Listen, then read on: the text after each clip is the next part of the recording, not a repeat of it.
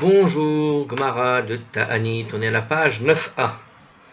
Alors, je vais répéter la petite histoire précédente parce que la suite de la Gemara va rebondir sur cette histoire un petit peu. Alors, je répète donc rapidement, en français cette fois-ci. Et Rabbi Yochanan nous avait dit quel était le sens de ce qui est écrit à Ser et à Ser, prélever la dîme, tu prélèveras la dîme, c'est pour prélever la dîme, pour t'enrichir. Rabbi Yochanan rencontra le jeune fils de Resh Lakish, et Rabbi Yochanan a dit, dis-moi ton verset. Et le garçon lui a répondu à Ser et à Ser, c'est le fameux verset donc on vient de citer. Le garçon a demandé ensuite à Rabbi Yochanan, que signifie prélever la dîme, tu prélèveras la dîme à Ser et à Ser. Alors Rabbi Yochanan lui a dit ce qu'il nous a enseigné, prélever la dîme pour t'enrichir à Ser, Bishvil, Shetit Aracher. Le garçon a alors demandé, mais d'où est-ce que tu le sais? Et Rabbi Yochanan avait répondu cette chose-là surprenante. Il a dit, mets-le, va mettre à l'épreuve, et essaye, et tu vas voir ce qui va se passer. Alors le garçon a demandé à Rabbi Yochanan, mais normalement, est-ce qu'il est permis de mettre le Saint béni soit-il à l'épreuve? Est-ce qu'on peut mettre Dieu à l'épreuve? Vertiv, et pourtant il est écrit, Lo tenasu et Adoshem, ne mettez pas Hachem à l'épreuve. Rabbi Yochanan lui a répondu, ainsi a dit Rabbi Oshaya, pour le cas de le prélèvement de la dîme, ça fait exception, parce qu'il est dit, donc pour le prélèvement de la dîme, on peut mettre Dieu à l'épreuve. Pourquoi? Parce que Dieu lui-même a dit explicitement la chose dans un passage, alors je cite le passage, apportez toute la dîme dans l'entrepôt, afin qu'il y ait des provisions dans ma maison, et mettez-moi à l'épreuve en cela, a dit Hachem, maître des légions, donc apportez toute la dîme dans l'entrepôt, donc faites la dîme, faites en sorte qu'il y ait des provisions là-bas dans le temple, et mettez-moi à l'épreuve en cela, et a dit Hachem, maître des légions, si je n'ouvre pas les lucarnes du ciel pour déverser pour vous une bénédiction sans limite, ça veut dire, et vous allez voir comment je vais vous récompenser pour avoir fait cela. Donc on voit que Dieu demande qu'on le mette à l'épreuve sur cette question-là, et il va apporter la prospérité à tous. Bon, on a commenté tout ça la dernière fois. Et alors justement, la suite de la Gemara, elle est comme ça, et c'est pour ça que j'ai été obligé de répéter, parce qu'en fait, à ce niveau-là, la Gemara va suspendre le dialogue très succinctement. Alors, on a dit à la fin justement de ce passage que Dieu va déverser sur vous une bénédiction sans limite, il y a écrit. D'accord? Vaharikuti lachem beracha ad belidai. Mais qu'est-ce que ça veut dire ad belidai? Mai ad belidai, pose la Gemara comme question.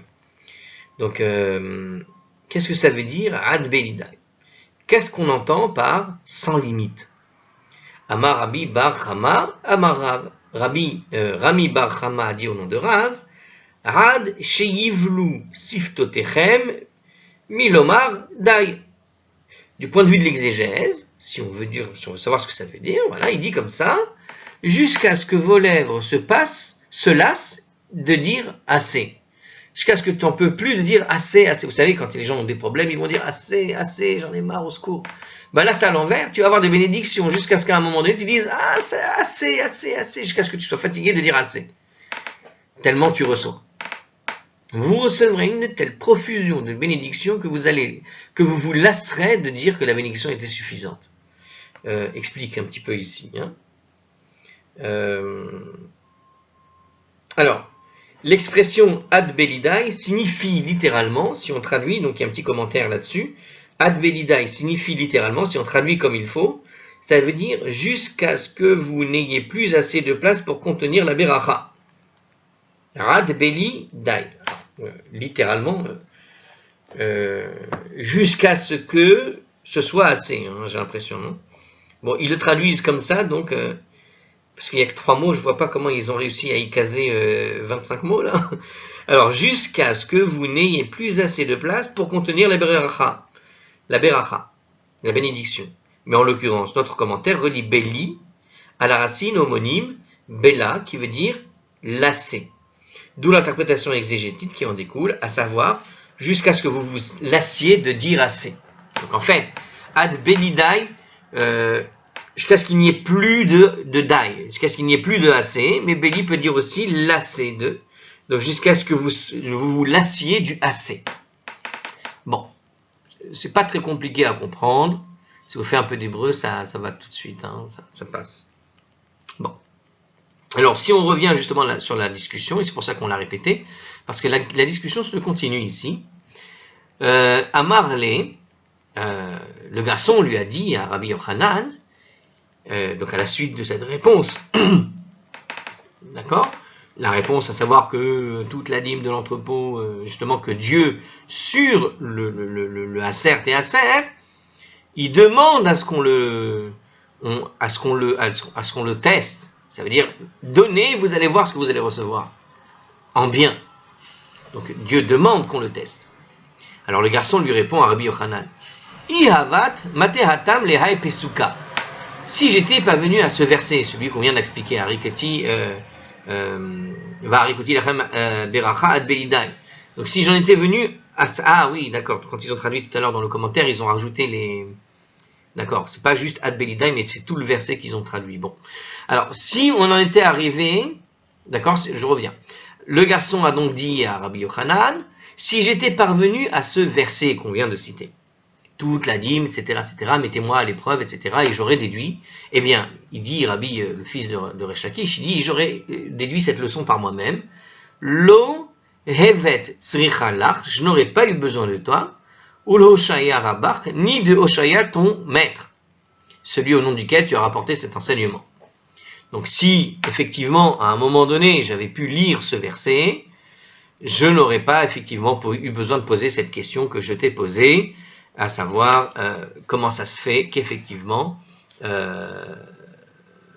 on mette Dieu à l'épreuve sur l'argent, sur le maaser, alors que Dieu, normalement, ne veut pas qu'on le mette à l'épreuve.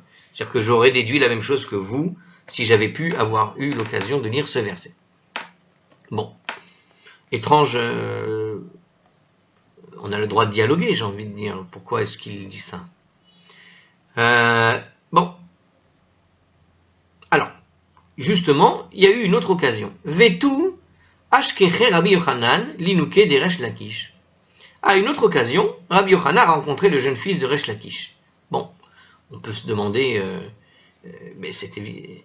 Alors, quelle est la raison pour laquelle la fin de l'histoire est assez étrange, hein. Il est en train de dire, si je n'avais quelque part, j'aurais lu ce verset, j'aurais pas eu besoin de ton aide.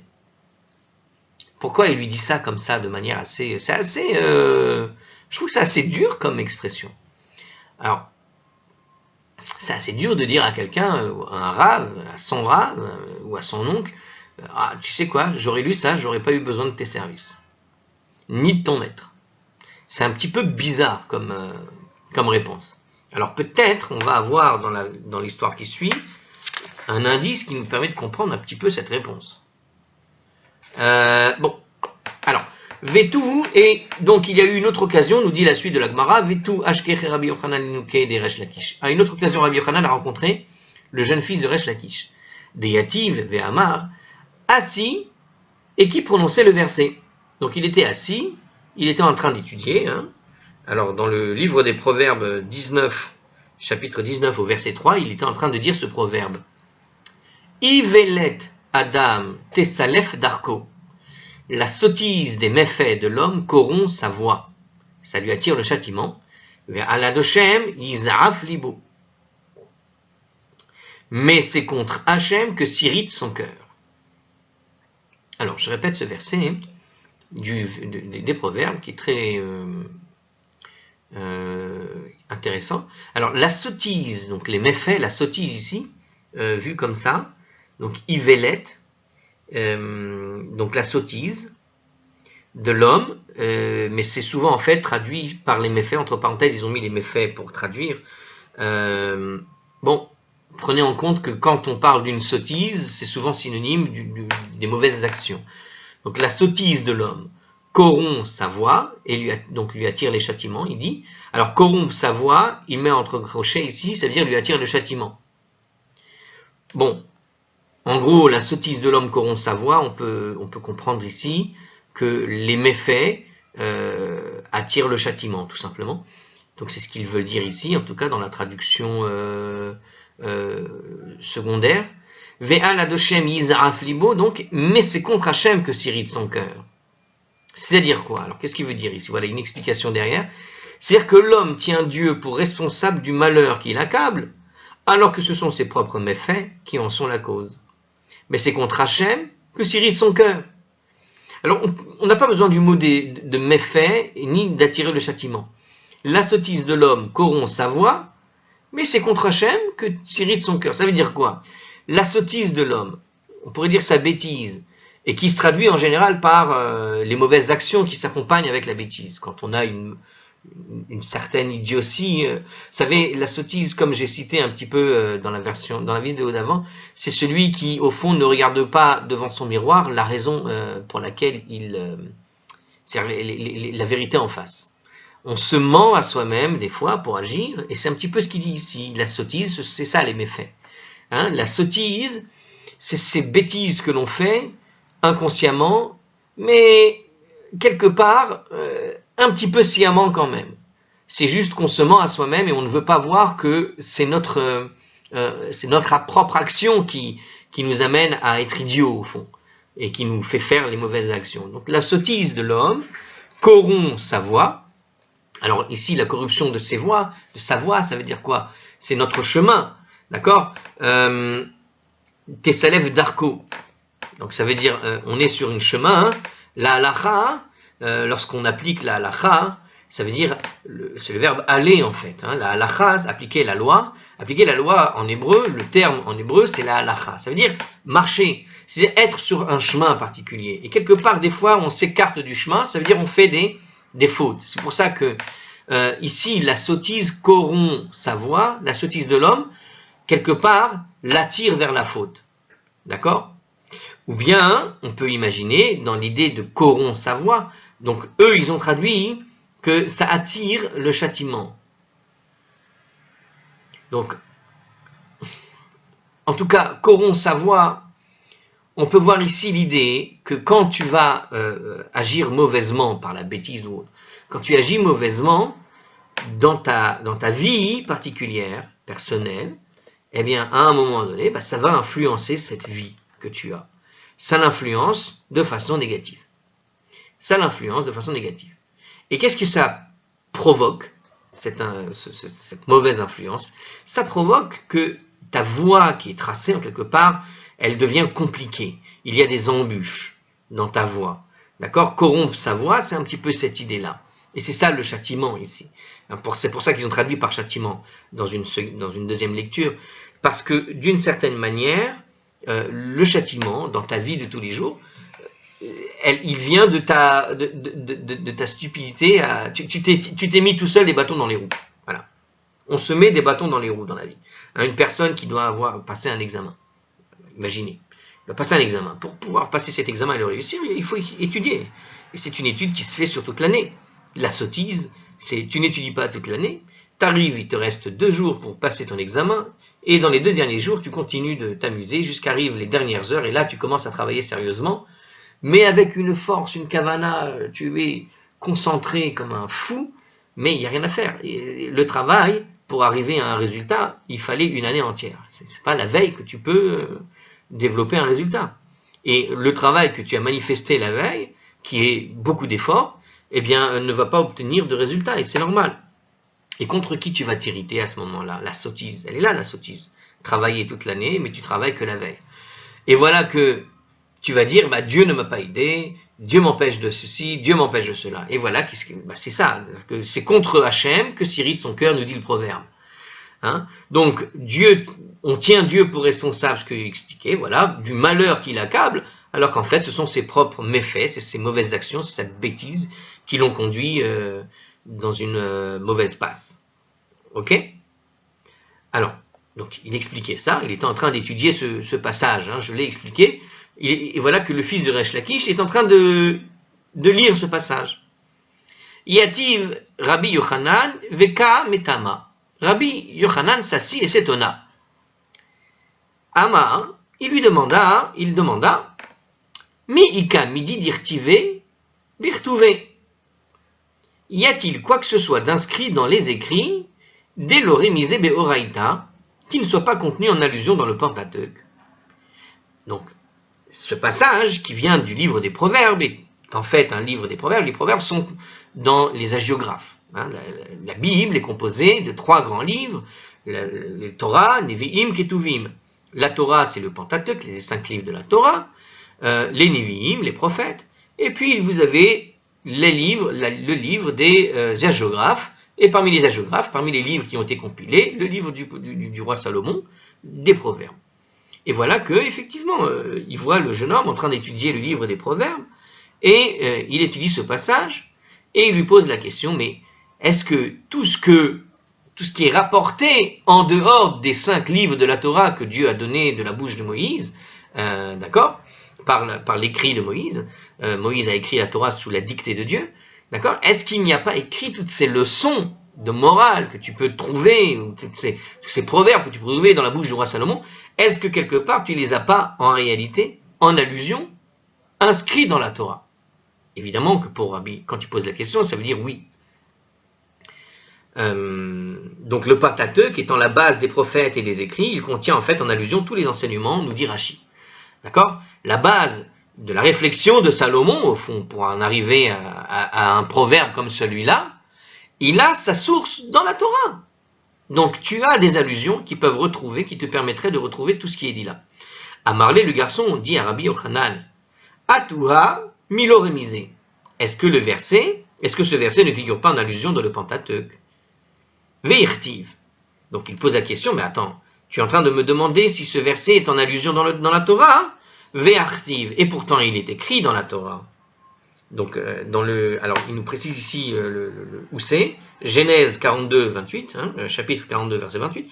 Ce verset décrit les réactions des frères de Joseph quand l'un d'eux constata que l'argent qu'il avait employé pour acheter du blé avait été remis dans son sac. Si vous vous rappelez de cet épisode, peut-être je vous le rappelle, Joseph était devenu le prince de l'Égypte, le premier ministre, pardon, de l'Égypte.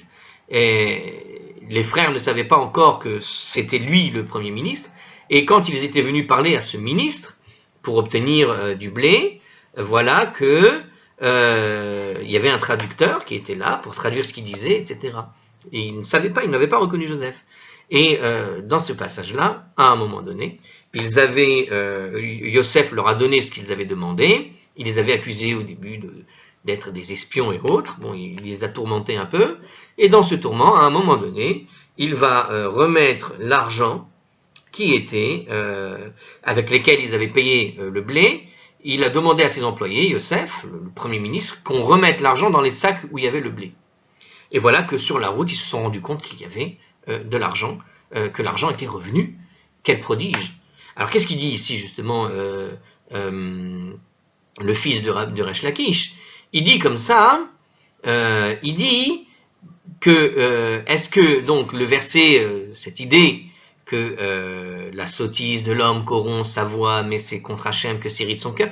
Alors, il lui a posé donc Rabbi Yochanan la question, mais est-ce qu'on ne trouve pas une allusion à ça dans le Pentateuque? Et il lui répond, pourtant il est écrit justement à propos de ce passage, Vayetse libam, et leur cœur chavira, donc ils viennent de découvrir l'argent, et leur cœur chavira. Vayetse libam, vayecherdu ish el achiv les morts. Et ils prirent peur, se disant l'un à l'autre, Mazot asa Elokim lanu. Mais qu'est-ce que Dieu nous a fait là? Donc, qu'est-ce qu'on voit ici? Les frères de Joseph blâmaient Dieu pour leur malheur, au lieu de l'attribuer à leur propre méfait, celui de la vente de Yosef. Donc, une belle réponse ici que donne effectivement le fils de Resh Lakish, qui dit, regarde dans ce passage-là, on voit qu'ils avaient fait quelque chose de mal, et il leur arrive une tuile. Comment ça se fait que l'argent est de retour? Est-ce que ça veut dire c'est comme si on avait volé finalement ce blé, puisque l'argent est revenu, c'est qu'ils n'ont pas reçu cet argent-là, on a fait quelque chose de grave, on a été volé. Si on retourne demain, parce que la famine va continuer, on va se faire accuser de ne pas avoir payé, on va être accusé de ci, de ça. Donc il leur arrive une tuile terrible, et ils sont en train de dire que c'est Dieu qui leur a fait un coup. Donc réflexe, comme dans notre proverbe, on a vu quoi dans le proverbe? Que c'est contre Hachem que s'irrite le cœur. Et voilà que Vayetse libam, leur cœur en est sorti, donc leur cœur a chaviré, d'accord? Et qui sait sur qui ils se sont tout de suite pris? Ils ont dit c'est à cause de Dieu. Ok? C'est à cause de Dieu. Au lieu de se blâmer eux-mêmes pour la faute qu'ils avaient commise. Donc, on voit que, en tout cas, dans la Torah, on a cet exemple-là. Alors, Dal Aine, Rabbi Yochanan releva sa paupière. Vechaza be, et le regarda. Wow. Alors, la Gemara dans Baba Kama rapporte, alors juste une chose, qu'il avait de longs sourcils qui lui couvraient entièrement l'œil. Quand il voulait regarder quelque chose, il soulevait ses sourcils avec des pincettes d'argent. Des drôles d'histoires qu'il nous raconte, la Gemara. En l'occurrence, il voulait regarder le garçon qui avait fait montrer d'une grande acuité d'esprit. Donc, il l'a regardé, il a dit, ah, là, tu viens de me surprendre. Bravo. Aïta Aime apicté. La mère du garçon vint et l'emmena. Amrale, elle lui dit, Ta mikame, retire-toi de devant Rabbi Yochanan. Delo li avadlach, pour ne pas qu'il te fasse kede'avar la'avour, ce qu'il a fait à ton père. Wow. Alors, écoutez, on a dit dans la vidéo précédente qu'il y avait une histoire qui s'était déroulée dans Baba Metzia à la page 84a. Alors, je vais vous dire ce qui s'est passé. Donc, la mère est venue tout de suite. Donc, en fait, Rabbi Yochanan, quand il a vu que le jeune homme était, comment dirais-je, piqué d'esprit, qu'il était intelligent, il a dit, oh, toi, tu m'intéresses. Et la mère est venue et elle l'a retiré tout de suite, sa sœur. Hein. Et elle dit, tu viens avec moi parce que je veux pas qu'il te fasse ce qu'il a fait à ton père. Alors, qu'est-ce qui s'est passé? Alors, écoutez bien ce qui s'est passé. Ici, il y a une petite explication. Écoutez bien. C'est une allusion, en fait, quand il lui a dit ça, ce qu'il a fait à ton père. Qu'est-ce que Rabbi Yochanan a bien pu faire à Resh Lakish? On a expliqué plusieurs fois qu'il y a des couples dans la Torah. Dans la Gemara. Des couples de rabbins qui étudient ensemble tout le temps, souvent, comme Hillel et Shammai, comme Rabba, Rava, etc., etc. Bon, on a des couples de rabbins. Et l'un de ces couples, ça a toujours été un des grands couples du Talmud qu'on voit souvent. C'est à chaque fois que Rabbi Yochanan parle, il y a souvent Resh Lakish à côté. D'accord? Parce qu'ils étaient en train d'étudier tout le temps ensemble. C'était son partenaire de prédilection. C'est avec lui, il étudiait tout le temps. D'accord? C'est lui qui lui permettait d'avancer. Et malheureusement, Resh Lakish est décédé. Bon. Quelque part ici, Rabbi Yochanan, il est en train de chercher un nouveau compagnon d'études. Et il observe le fils de Resh Lakish, et il essaye peut-être de trouver chez le fils de Resh Lakish ce qu'il a trouvé chez Resh Lakish lui-même. C'est-à-dire un compagnon d'études, quelqu'un qui sait piquer du vif, qui sait contredire, qui sait le bousculer un peu.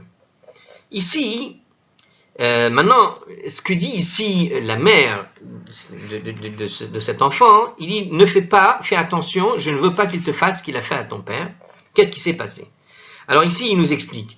Allusion à l'épisode relaté dans le traité de Baba Metzia, page 84a. Donc celui qui veut aller voir, il faut qu'il trouve Baba Metzia 84a. Là-bas, Rabbi Yochanan est intervenu personnellement pour détourner Resh Lakish du brigandage et l'amener à une vie de Torah. Donc, il y avait eu une histoire où effectivement Resh Lakish est en fait un ancien brigand. D'ailleurs, Resh Lakish, c'est une sorte d'allusion. Alors je ne me rappelle plus très bien l'explication, mais ce sera expliqué là-bas si vous voulez aller étudier. Mais Resh Lakish, il a un nom qui est un petit peu en rapport avec son passé de brigandage. C'est-à-dire qu'on ne l'a pas appelé par son vrai nom, mais par une sorte de surnom, comme ça. Et Resh Lakish voulait qu'on lui garde ce surnom pour pas qu'il oublie ce mauvais passé, et pour qu'il se concentre vers un futur plus sain de Torah et d'études. Plus tard, nous dit l'histoire, lorsque Resh Lakish fit une remarque laissant entendre qu'il n'appréciait pas ce changement, d'accord, Rabbi Yochanan s'irrita et lui lança un regard réprobateur. D'accord? Resh Lakish, alors, en conséquence, contracta une maladie à laquelle il finit par succomber. Donc, en fait, là, Rashi n'a pas raconté toute l'histoire, mais c'est une sorte de résumé de ce que Rashi raconte. À mon avis, Rashi a rapporté toute l'histoire ici. Est-ce que j'essaye de vous la traduire en direct? Je ne sais pas si j'ai le niveau d'hébreu pour ça. Est-ce qu'il le dit ici? Je regarde. Alors, bon, on va pas se lancer là-dessus. Alors, de ce que je me rappelle de l'histoire, il y avait une histoire où, alors c'est pas qu'il a regretté, c'est que Rabbi Yochanan, en gros, va rappeler à Resh Lakish son passé de brigandage, de ce que je me rappelle avoir lu ailleurs. Il va lui rappeler son passé, et on dit souvent qu'une personne qui a fait teshuva, il ne faut pas lui rappeler le passé, c'est très mauvais. Et on va dire dans un débat, à un moment donné, où il se sentait, Rabbi Yochanan, acculé dans la contradiction, qui l'empêchait d'avoir raison, il va l'attaquer un peu sur le plan personnel. Et le fait de l'avoir attaqué sur le plan personnel, ça va faire mal à Resh Lakish au point qu'il va succomber d'une maladie, d'une dépression, je ne sais quoi, mais il va en mourir en quelque sorte. Et il va regretter énormément ça. Mais voilà que ici, d'ailleurs plus tard, on raconte que Rabbi Yochanan va mourir pas très longtemps après. On est vraiment dans une période où Rabbi Yochanan n'est pas loin de sa mort là, dans ces épisodes-là, parce que parce que Rabbi Yochanan va être très attristé, il ne va jamais retrouver, on va dire, ce compagnon d'études, et il va perdre un peu le goût de se battre pour vivre mieux, comme il faut. Il va perdre un peu ça. Il y a une histoire comme ça, un peu triste là-dessus, sur cette histoire-là. Et là, on voit, en tout cas, on voit que la mère de cet enfant, sa sœur, reproche finalement ce qui s'est passé, évidemment, à Rabbi Yochanan. Et il y a une petite histoire de famille sous ça.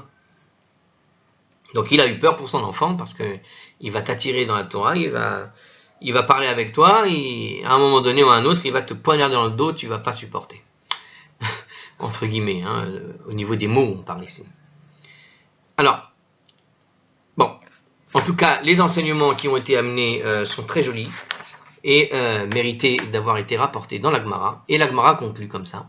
Série d'enseignements de Rabbi Yochanan. Donc je rappelle qu'on a donné avec la vidéo d'avant une série d'enseignements basés sur ce moyen mémotechnique de retenir, si vous vous rappelez, je vais vous les redonner. C'était les 5 mots.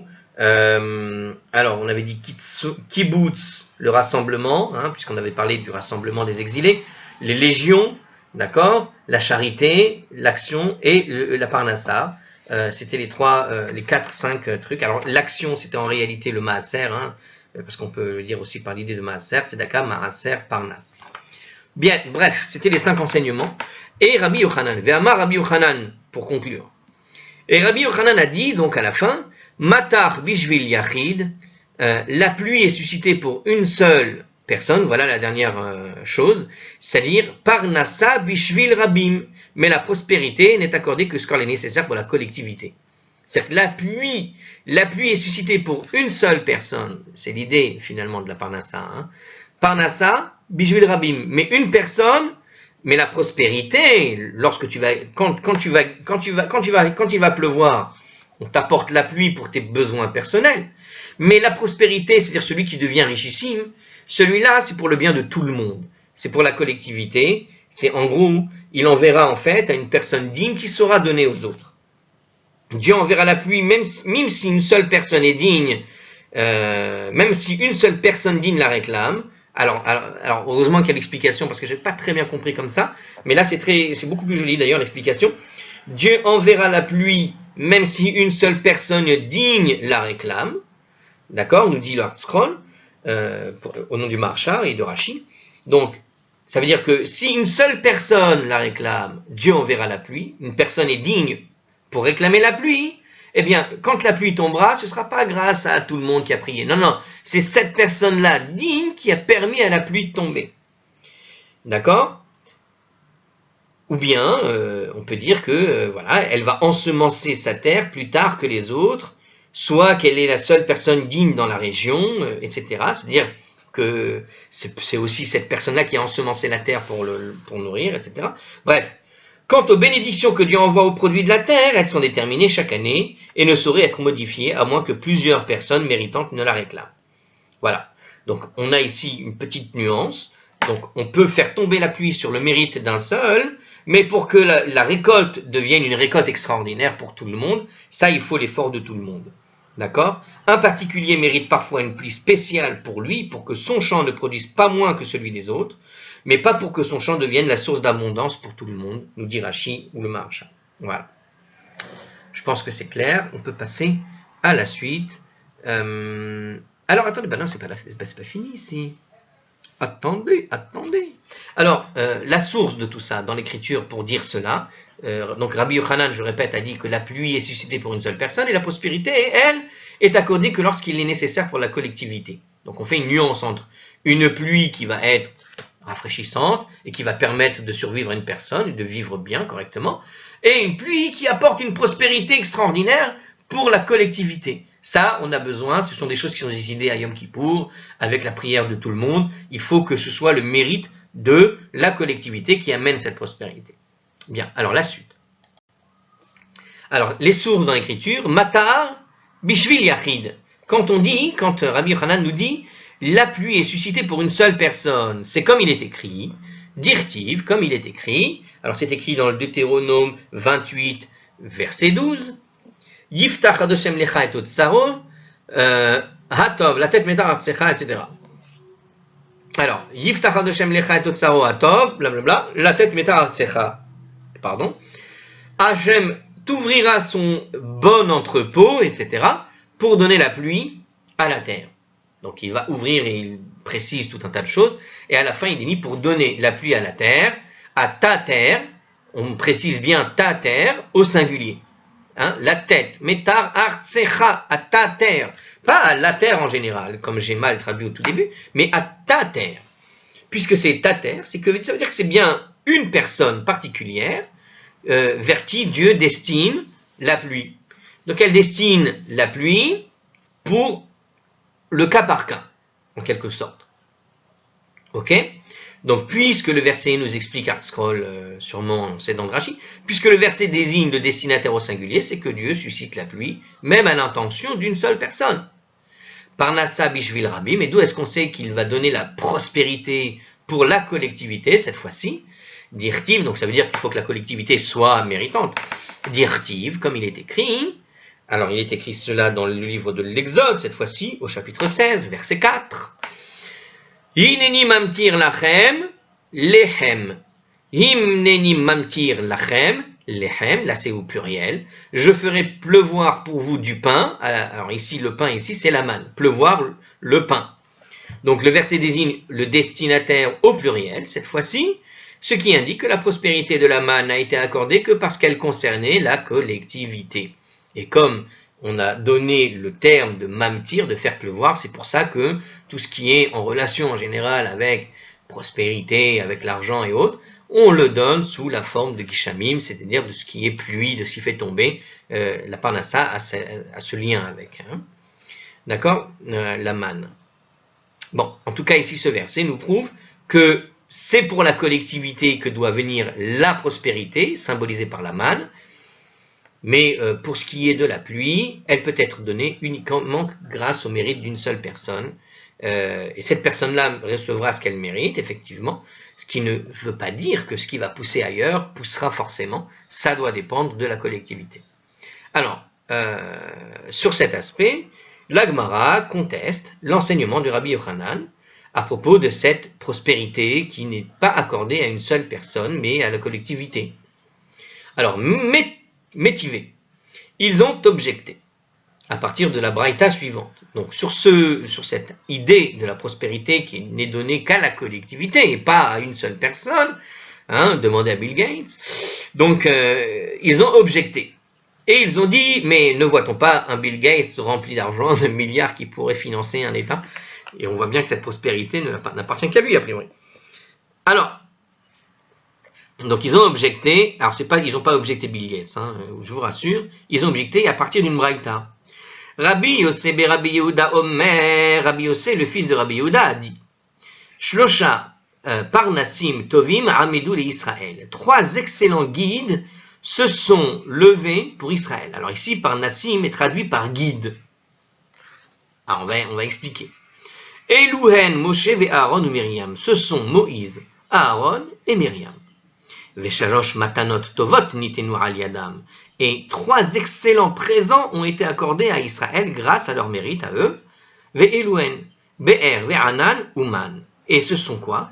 Alors, Be'er, la source, c'est-à-dire l'eau, d'accord? le fameux rocher où va jaillir miraculeusement de l'eau, et qui a accompagné les Juifs au cours de leur séjour dans le désert, c'est ce même rocher que Moïse a frappé quand les eaux ont cessé de couler, lors du décès de Myriam, dont les vertus justement avaient valu cette source au peuple juif, nous dit Rachi. Donc c'est une source qui était là exclusivement grâce au mérite de Myriam, qui s'était littéralement jetée à l'eau pour aider le petit Moïse à s'en sortir et à arriver au palais de Pharaon. D'accord ? Donc il y a cette idée-là, qui avait surveillé, vous saviez, le berceau quand il était bébé, qui était dans l'eau. Eh bien, il y a ce mérite-là, donc elle est liée à l'eau, et quelque part, la source ici, de l'eau à la sortie d'Égypte, elle était venue grâce au mérite de Myriam. La colonne de nuée qui protégeait, alors au cours des pérégrinations dans le désert, le peuple juif était enveloppé de 6 nuées, une à chacun des 4 côtés, une au-dessus et une en dessous. De plus, il y avait une 7e nuée qui avançait devant le peuple, qui frayait le chemin et facilitait le voyage en nivelant et balayant le sol et en exterminant tous les reptiles nuisibles. Donc ça les protégeait. Cette 7e nuée est la colonne de nuée dont il est question dans le livre de l'Exode au chapitre 13, 21, qui guidait le peuple juif en journée. Donc la fameuse colonne de nuée appartenait à un nombre de 7 nuées, et toutes ces nuées qui protégeaient, qui entouraient, qui étaient entourées de miracles, eh bien, ne venaient que par le mérite de Aaron. D'accord ? Donc c'était venu par le mérite de Aaron. Et enfin, la dernière source, c'était quoi? On a dit la manne. La manne, eh bien, on a dit que ça venait par Moshe. Donc, attendez, je vérifie si c'est commenté tout de suite. Donc ça va être commenté un peu après. Bon, c'est pas grave. En tout cas, la manne était venue par le mérite de Moïse. Alors la source a été accordée par le mérite. En fait, la suite de la Braïta dit ce que je vous ai dit, que je connaissais apparemment. La source a été accordée par le mérite de Myriam, nous dit la suite. Be'er bizrut Myriam. La source était venue par le mérite de Myriam. Amoud Anan bizrut Aaron. La colonne de nuée par le mérite d'Aaron. Man bizrut Moshe. Et la manne par le mérite de Moïse. Meta Myriam, nistalek Be'er. Lorsque Myriam est décédée, la source a disparu. Et c'est donc ce que nous a rapporté ensuite le commentaire, à savoir que parce qu'elle a disparu la source, tout l'épisode du rocher qui a eu lieu, le fait qu'il n'avait plus d'eau à boire, c'était pas justement parce que comme Myriam était décédée, le mérite de Myriam n'était plus là pour obtenir ce fameux rocher rempli d'eau, par lequel sortait de l'eau. Et voilà qu'il a fallu frapper le rocher, que Moïse, qui aurait dû parler au rocher, a frappé le rocher, et c'est comme ça qu'il a été interdit d'entrer d'Israël pour avoir fauté, pour avoir frappé en public le rocher, au lieu d'avoir parlé.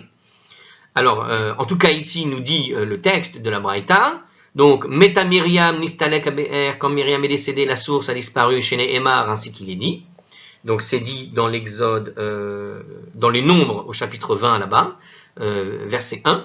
Vatamot Sham Myriam, et Myriam décéda là-bas, Urtiv Badre, et il est écrit juste après ce verset, Velo Hayamaim Lareda. Donc, c'est-à-dire que c'est une relation de cause à effet. C'est parce qu'elle est morte qu'il n'y avait plus d'eau pour la communauté. J'ai pas traduit. Velo Hayamaim Lareda, et il n'y avait pas d'eau à boire pour la communauté. Justement, parce que la source avait disparu avec la mort de Myriam. Vechozra Bisrut Shenehen, mais la source est revenue par le mérite des deux autres, c'est-à-dire Moshe et Aaron. Alors, il explique ici, l'Écriture explique, comme ça, relate que Dieu ordonna à Moshe. Kach et amate, vehakel et aida, ata ve Aaron achicha, vedibarta al asela lehem venatan memav. Donc vous vous rappelez, voilà, c'est l'épisode que je vous ai raconté, voilà, ils ont donné le verset. Prends le bâton et rassemble la communauté, toi ainsi qu'Aaron, ton frère, et adressez-vous au rocher aux yeux de la communauté, et il donnera ses eaux. Donc c'est le Nombre, chapitre 20, verset 8, dans le livre des Nombres. L'usage au pluriel dans l'impératif, adressez-vous au pluriel, vedibartem, il y a écrit, adressez-vous, suggère d'attribuer le retour des eaux de la source au mérite à la fois de Moshe et de Aaron, nous explique Rachi. Donc c'est le mérite, quelque part, de Moshe et de Aaron qui a permis à la source de revenir. Met Aaron, nistaliku, anane kavod. Lorsque Aaron est décédé, ont disparu les nuées de gloire. Chez Nehemar, comme il est dit, alors ça c'est un texte qu'on avait vu dans Rosh Hashanah, je me rappelle. Alors, comme il est dit, Vaishma Akenaani Melech Arad, et le Cananéen, le roi de Arad, entendit, et il combattit Israël. Ma Shimua Shama, quelle rumeur est-ce qu'il a entendu? qui l'a incité à attaquer Israël. Shama, Shemet Aaron. Il a entendu qu'Aaron était décédé. Alors comment justement? Venistaliku Anane Kavod, et que les nuées de gloire avaient disparu.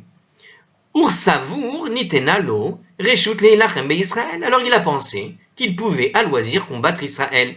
Vehayi nous dirtiv, et c'est ce qui ressort de ce qui est écrit, car il est écrit là-bas. Hein. Alors il est écrit dans le livre pareil, des Nombres, chapitre 21, verset 1. Donc justement, il est écrit là-bas, justement après toute cette histoire-là, juste après l'épisode. D'ailleurs, c'est un épisode qui est venu juste après l'épisode de la mort. Dans la Torah, il vient juste après de la mort de Myriam. On a raconté l'épisode de la mort de Aaron. D'un coup, chapitre 20, la mort de Myriam, chapitre 21, la mort de Aaron.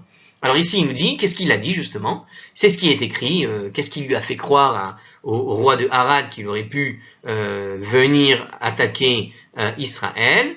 Vaïrou kol ha'eda ki gava Aaron. Et toute la communauté vit qu'Aaron était décédé. Donc comment ils ont vu qu'il était décédé? Justement, alors c'est pas expliqué, mais comment ils ont vu? Ils ont vu, les nuées ont disparu. La couche protectrice de nuages qui empêchait de distinguer le peuple juif s'était envolée.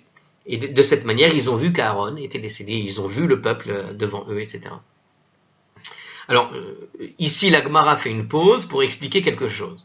Amar Rabbi Abaou a dit, ne lis pas, alors je vais répéter le texte, hein, il y a écrit donc dans ce verset 29 du chapitre 20, d'accord, Vayir ou kol ha'eda ki gava Aaron. Et toute la communauté vit qu'Aaron était décédé. Vayir ou, ne lis pas Vayir ou, et ils virent que la communauté. Ne lis pas comme ça au pluriel. Et là, mais lis plutôt comme si c'était écrit Vayeraou. En hébreu, on pourrait le lire d'une autre manière, en disant Vayeraou, et ils apparurent. Donc au lieu de dire ils virent, la communauté vit qu'Aaron était décédé, non. Et la communauté apparut parce que Aaron était décédé. Donc ça veut dire qu'elle était, ce que je venais d'expliquer, mais j'ai pu l'expliquer parce que c'est ce que je l'ai étudié dans Rosh Hashanah. Il récupère ce passage de Ta'anit à un moment donné. Et ils apparurent justement. Donc au lieu de dire Vayir ou ils virent, tu peux dire plutôt Vayera ou. Et le verset se lira alors comme ça, donc ils apparurent, le verset se voit donc changer dans le sens suivant, et toute la communauté apparut parce que Aaron était décédé, sous-entendu, parce que justement les nuées de gloire se sont envolées. D'accord? Ils apparurent aux yeux des autres. Alors justement, qui c'est qui dit ça? Kid Darish Resh Lakish, c'est une interprétation fondée sur le principe exposé par Resh Lakish, des Amar Resh Lakish, parce que Resh Lakish, qu'est-ce qu'il a dit?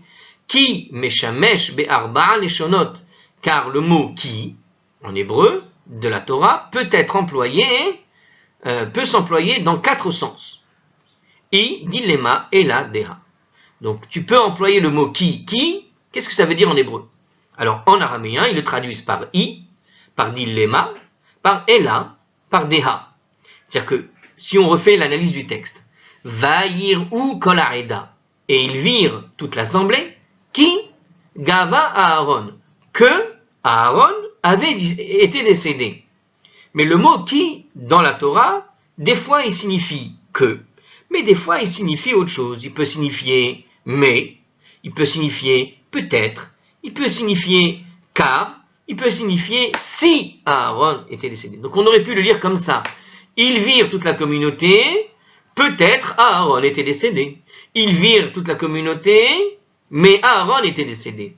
Ils virent toute la communauté car Aaron était décédé. Ils virent toute la communauté si Aaron était... Voilà, ce que je veux dire, c'est que Resh Lakish explique que le mot qui dans la Torah a ces 4 sens possibles. Évidemment, je viens de vous réciter le verset avec ces 4 sens. Il y a bien des sens qui sont complètement impossibles. Ça ne peut pas être ça. Bon, il y a d'autres passages dans la Torah où tu es obligé d'utiliser des fois le sens de qui dans ça ou le sens de qui dans l'autre. Sinon, ça, au niveau de la compréhension du texte, c'est impossible à comprendre dans un seul sens possible. Donc, Resh Lakish nous a expliqué qu'il y a 4 manières de traduire le mot qui de l'hébreu à l'araméen et donc de l'araméen aujourd'hui en français, si vous voulez. Et donc, justement, qu'est-ce que ça nous apprend ici? Donc le mot qui possède effectivement 4 significations, il en prend l'une ou l'autre selon le contexte. Et là, le contexte, quand tu dis vaïr ou, ça a le sens de que, car, hein, voilà, Aaron était décédé, mais parce que Aaron était décédé, donc ça prend le sens voilà, de que Aaron, hein, si ce n'est que Aaron est décédé, voilà, c'est le si en question, c'est pas le si si je pense que c'est si ce n'est qu'Aaron était décédé, ce genre de choses. Mais, on peut traduire par mais, ça va. En tout cas, en utilisant Vayeraou, et ils apparurent toute la communauté, car Aaron était décédé, c'est là que ça prend le sens, effectivement. Donc on voit ici que ça se prend dans ce sens-là. Ici, il faut le comprendre dans le sens de car. Donc c'est bien l'idée. Voilà, ça c'est une explication de la Gemara. Bon, petit aparté dans la Braïta. Alors si je reviens sur notre Braïta, donc je disais que dans cette Braïta, que effectivement, donc Vaïrou Kolaïda Kigava Aaron, toute la communauté a vu qu'Aaron était décédé. On a compris que c'est le mérite de Aaron qui permettait les nuées de gloire. Et voilà que le Cananéen a pu voir le peuple juif apparaître quand les nuées de gloire se sont envolées. Justement, il a vu que Aaron était décédé. De cette manière-là, il a entendu parler que Aaron était décédé. Ça lui a donné l'impression qu'il pouvait attaquer. Alors la Braïta a continué ensuite. Chazru shenehem bizchut Moshe. Ils sont tous les deux la source et les nuées de gloire revenus par le mérite de Moïse. Par la suite, donc ça c'est donc à un moment donné elles se sont envolées, mais elles sont revenues et la source d'eau s'est envolée, mais elle est revenue aussi grâce au seul mérite de Moshe. Met Moshe niskaliku kulan. Et lorsque Moshe est décédé, tout a disparu. Moïse et disparu, ils ont tout, la source, la nuée, les nuées de gloire, la manne, etc., tout a disparu. Chez Nehemar, comme il est dit, d'accord, alors ça vient de Zacharie, cette fois-ci, dans le chapitre 11, verset 8, Va'achrid et sheloshet aroim beyerach echad. Et j'ai retiré les 3 bergers en un mois. Et j'ai retiré les 3 bergers en un mois, c'est-à-dire Moshe, Aaron et Myriam. La Gemara y voit ici au travers d'une exégèse, une allusion à Moshe, à Aaron et Myriam. Donc lorsque Zacharie cite ce passage au chapitre 11 verset 8, il est en train d'en fait, quand il dit j'ai retiré les 3 bergers, il parle au nom de Dieu, hein, quand Dieu cite ça dans la bouche du prophète Zacharie, en fait il y a une allusion à ces 3 bergers qui sont Moshe, Aaron et Myriam en un seul mois, qui veut dire quoi? Ils formaient en fait le seul trio qui ait jamais dirigé de concert la nation. C'est certainement à eux que le verset fait référence, nous dit Rashi. Voilà, c'est les seuls 3 bergers qui forment un trio comme un seul homme, entre guillemets, c'était ces 3-là. Donc ce trio de personnalités, c'est le seul trio qui a véritablement marqué l'histoire juive de cette façon, c'était eux, et il les a retirés en un mois. Alors, la Braïta explique encore, elle continue, est-ce que, alors il pose la question, parce que moi aussi, voilà, je suis un petit peu gêné par ce texte, parce que véritablement, en un seul mois, est-ce que véritablement Moshe, Aaron et Myriam sont morts en un seul mois? Pourtant, il m'a semblé qu'entre Myriam et Moshe, il y a eu du temps. Alors, est-ce que véritablement, il n'y a eu qu'un seul mois? Est-ce qu'ils ont, Moshe, Aaron et Myriam, décédés au cours du même mois? Vahalo Myriam meta benissan, mais voilà que on sait que Myriam est décédée au mois de Nissan, et pourtant Myriam donc est décédée au mois de Nissan. Si vous regardez là-bas le livre des Nombres, chapitre 20, verset 1, Ve'Aaron Be'av, et si vous regardez là-bas donc au livre des Nombres, le chapitre 33, verset 38, on voit que un il est mort en Nissan, l'autre il est mort en le mois de Av, et puis on connaît tous que Moshe est mort au mois de Hadar. Ou Moshe Ba'adar, et Moshe est mort au mois de Hadar. Donc on a au moins 3 mois, ça s'étale au moins sur 3-4 mois là.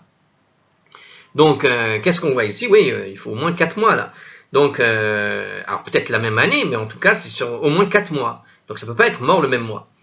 Ailleurs, dans Kiddushin 38a, il nous explique que la Gemara déduit de l'écriture que Moshe est décédé le 7 Hadar, carrément. C'est ce qu'on connaît tous par rapport, puisque chaque année, pour ceux qui le savent, on fait la Iloula, entre guillemets, de Moshe Rabbeinu, en ne récitant pas les Ta'amim.